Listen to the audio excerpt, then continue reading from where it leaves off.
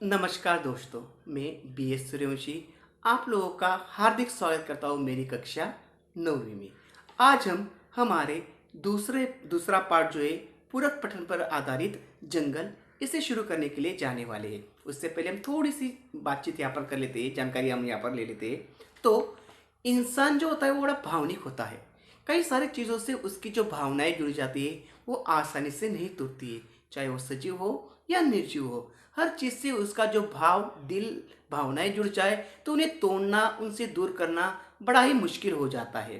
तो एक ऐसी कहानी हमें इस पाठ में भी दर्शाई गई है कि जिस तरीके से हम इंसानों के साथ प्यार भरा रिश्ता बन जाता है, उसी तरीके से हमारे घर में रहने वाले जो जानवर होते हैं वो भी हमारे परिवार के जैसे या हमारे परिवार के सदस्यों के जैसे हो जाते हैं। उनसे अलग होना, उनसे जुदा होना हमारे लिए बर्दाश्त नहीं होता, हमसे बर्दाश्त नहीं होता है। उन्हें हम अपने परिवार के सदस्य की तरह से ही उनके साथ व्यवहार करते हैं, उनसे कभी कभी बातें करते हैं, उनके साथ हंसते हैं, खेलते हैं, कितने सारे सुनहरे पल उनके साथ बिताते हैं। अगर वो हमसे जुदा हो जाए या हमसे बिछड़ जाए तो उसका दुख तो होना हमें लाजमी है।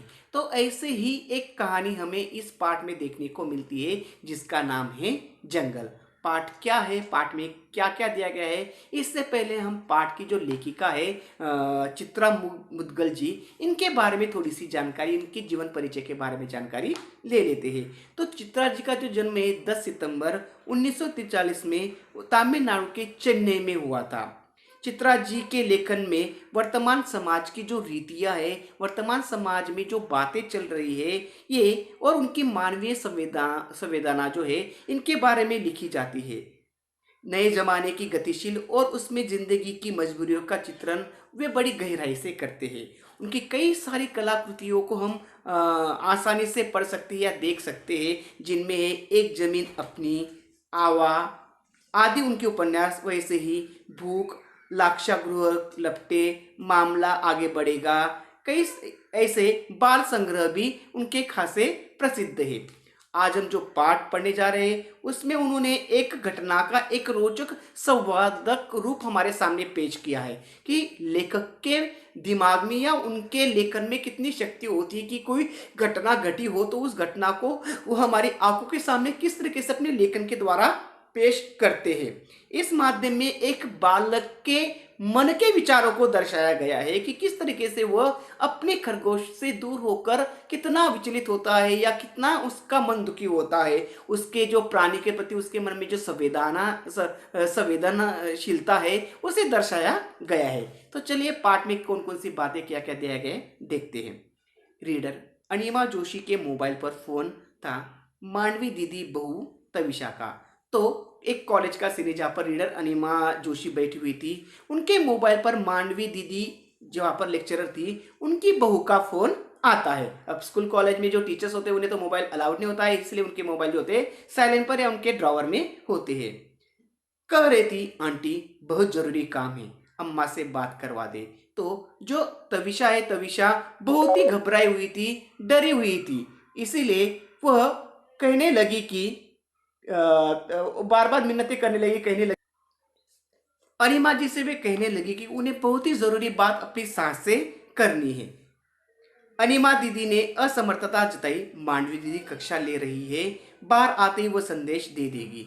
तो अनिमा जी ने अपनी असमर्थता जताई कि बेटा मैं तुम्हारी इसमें मदद नहीं कर सकती हूँ। जो मांडवी दीदी है वो अभी क्लास में लेक्चर ले रही है और लेक्चर के बीच में उन्हें बुलाना ये अच्छी बात नहीं है, लेकिन वो जैसे ही बाहर आएंगी मैं तुम्हारा संदेश या तुम्हारी बात उनसे जरूर करवा दूंगी।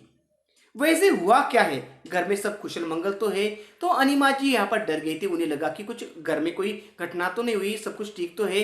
इसलिए उन्होंने तविशा से पूछा कि बेटा क्या हुआ है, मुझे बताओ, कोई डरने जैसी बात तो नहीं है। परेशानी का कारण बताने की बजाय तविशा ने उन्हें पुनः आग्रह किया, आंटी अम्मा से बात हो जाए तो। अब परेशानी के कारण तविशा ने उनके सवाल का जवाब नहीं दिया, लेकिन फिर से वे अनिमा जी से रिक्वेस्ट करने लगी कि एक बार क्यों ना हो आप उनसे मेरी बात करवा दीजिए। अनिमा जोशी को स्वयं उसे टालना बुरा लगा। अब वह बेचारी इतनी मिन्नतें कर रही थी, इतनी बार उस बात को दोहरा रही थी, अब अनिमा जी को भी बुरा लग रहा था कि वो चाहकर भी उसकी मदद नहीं कर पा रही है। उचित नहीं लगेगा तविषा, अनुशासन भंग होगा।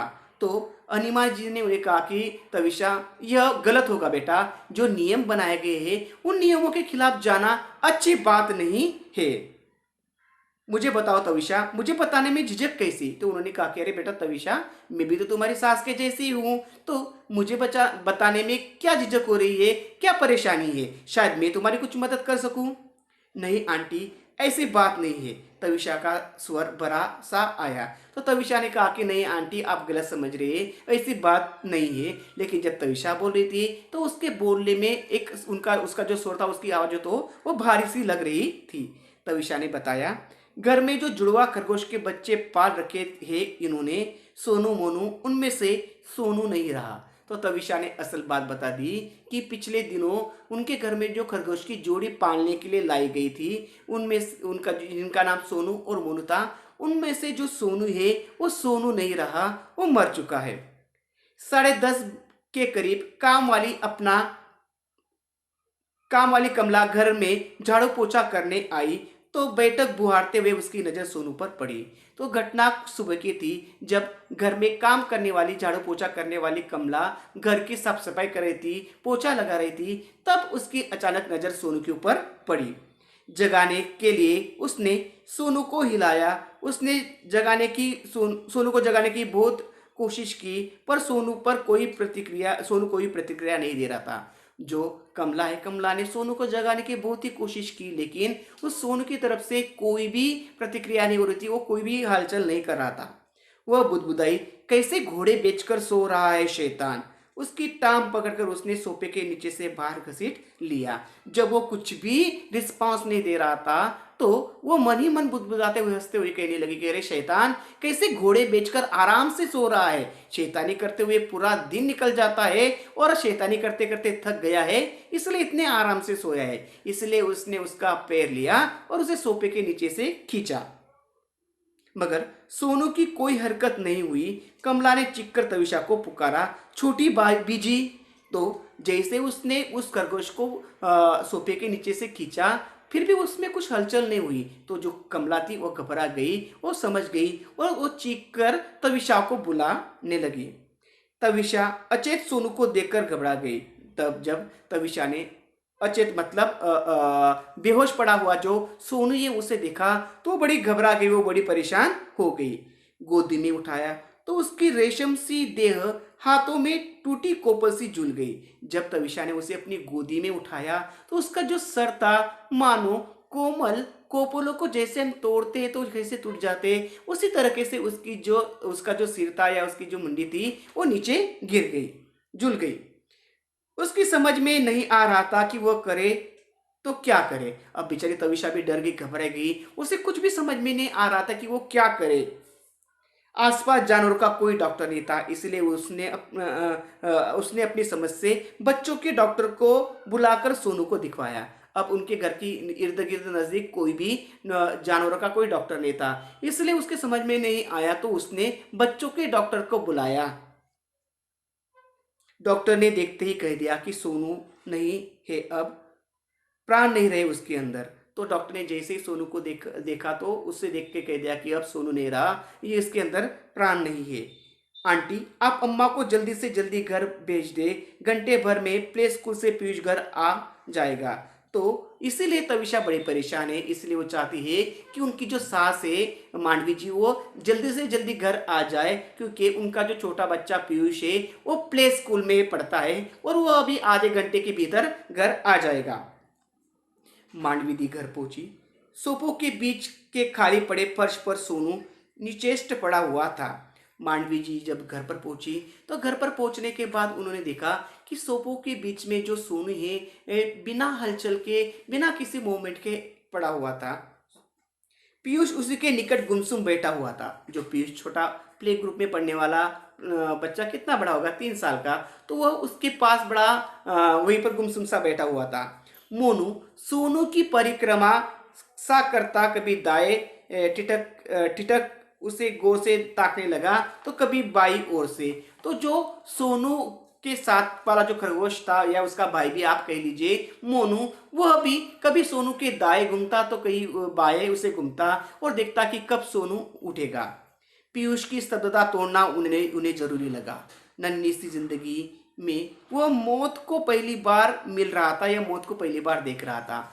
अब पीयूष पूरी तरीके से स्तब्ध हो गया था, निशब्द हो गया था, कुछ नहीं बोला था। घर वालों को लगने लगा कि सोनू की जो स्तब्धता है उसे तोड़ना बड़ा आवश्यक है, नहीं तो उसके लिए यह बुरा होगा। बेचारा सोनू पहली बार किसी मृत्यु वाली चीज को, सजीव को देख रहा था, यानी मरना क्या होता है, मृत्यु क्या होती है, इससे वो परे दूर था। मौत उसकी समझ में नहीं आ रही है। ऐसा कभी हुआ नहीं कि उन्होंने घर की घंटी बजाई हो और तीनों लपक कर दरवाजे खोल लेना दौड़े हो। तो ऐसा कभी नहीं हुआ कि घर की घंटी बजी हो और तीनों, मतलब पीयूष, सोनू और मोनू, तीनों भागकर घर की जो दरवाजा है उसे खोलने का प्रयास करते। खोल तो पीयूष ही पाता था, मगर मुख मुंह दरवाजे की ओर उठाए वे दोनों पीयूष के नन्हे हाथों में अपने अगले पंजे लगा देते। अब उनका हाथ तो वहां तक नहीं जाता था, पीयूष ही दरवाजा खोलता था, लेकिन पीयूष की तरफ मुंडी कर कर उसके हाथ पर उनके आगे वाले पंजे लगाते थे और उन्हें ऐसा महसूस होता कि मानो वो पीयूष के साथ दरवाजा खोल रहे हो। पीयूष का सिर उन्होंने अपनी छाती से लगा लिया। पीयूष रोने लगा, दादी दादी, ये सोनू को क्या हो गया है। पीयूष की इस हालत को देखकर दादी बड़ी डर गई थी, इसीलिए उन्होंने अपने पीयूष को अपने छाती से लगा लिया। जैसे ही दादी के छाती से पीयूष लगा तो दादी से उसने सवाल की पूछा कि अरे दादी, इस सोनू को क्या हुआ है, इतना ये गुमसुम क्यों है। दादी बोली, दादी सोनू बीमार है तो डॉक्टर को बुला कर दिखाओ ना दादी। तो सोनू कहने लगा कि अगर दादी सोनू बीमार है, उसे ठीक नहीं लग रहा है, तो जिस तरीके से मैं बीमार होता हूँ तो आप डॉक्टर बुलाते हो, तो इसके लिए डॉक्टर बुला लीजिए। अम्मी अच्छी नहीं है ना, बोलती है सोनू मर गया। तो अपनी माँ की शिकायत करते हुए कहा कि दादी मेरी जो माँ है वो बिल्कुल अच्छी नहीं है, देखो वो कहती है कि सोनू मर गया है। तो बेचारा पीयूष सोनू की मृत्यु की बात को हजम नहीं कर पा रहा है, उसे वो ठीक नहीं लग रही है। बचा हुआ हिस्सा हम अपने अगले पीरियड में देखेंगे।